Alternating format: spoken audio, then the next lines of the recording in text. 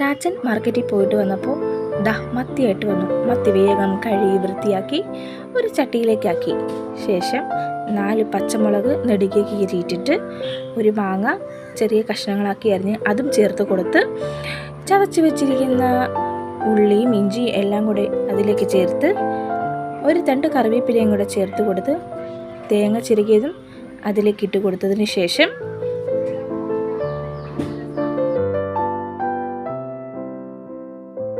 ഈ മീൻപീരയ്ക്ക് ആവശ്യമായ മഞ്ഞൾപ്പൊടി 1/4 ടീസ്പൂൺ, 2.5 ടീസ്പൂൺ മുളക് പൊടി, ആവശ്യത്തിന് വെള്ളവും ഒഴിച്ചതിന് ശേഷം നമുക്കിതൊന്ന് കൈ കൊണ്ട് പതുക്കെ ഒന്ന് മിക്സ് ചെയ്ത് കൊടുക്കാം.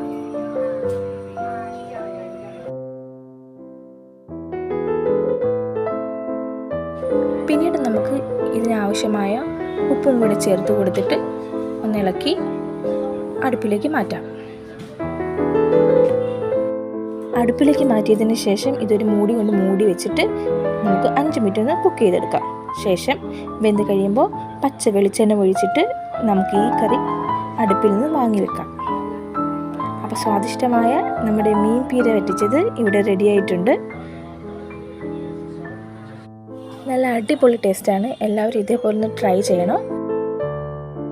അപ്പോൾ ഞാനിങ്ങനെ ചോറ് വിളമ്പി അതിലേക്ക് നല്ല മാങ്ങ അച്ചാറിട്ട് കൊടുത്തു.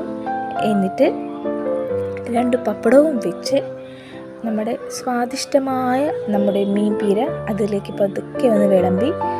ഞാൻ കുറച്ച് ചാറായിട്ടാണ് കേട്ടോ വെച്ചത്. അപ്പോൾ അതിൻ്റെ ചാറ് കൂട്ടാനായിട്ട് നല്ല ടേസ്റ്റ് ആയിരിക്കും.